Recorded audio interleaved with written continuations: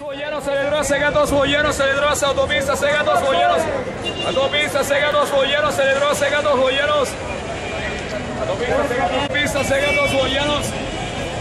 El autobús electroparse.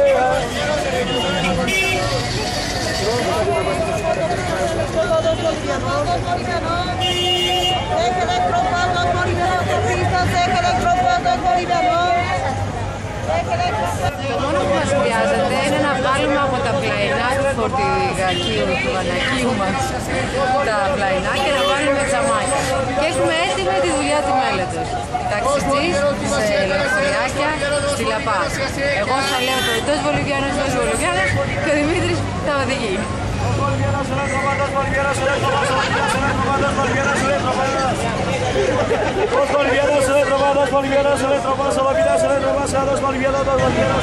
Στα αριστερά μου μπορείς να εξυπηρετήσεις σε δύο πράγματα.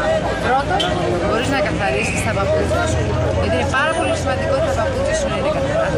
Και δεύτερον, μπορείς να τηλεφωνήσεις ενώ ο κύριος θα σου καθαρίζει τα παπούτσια.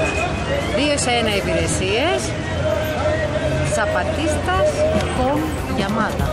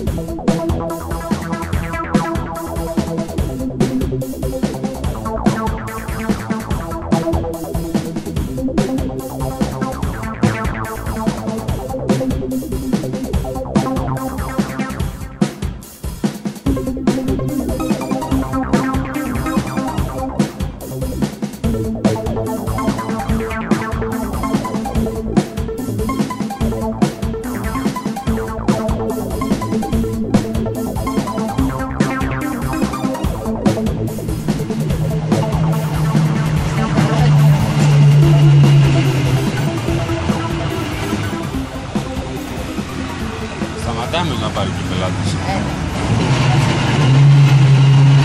Δεν είναι και ψηλά.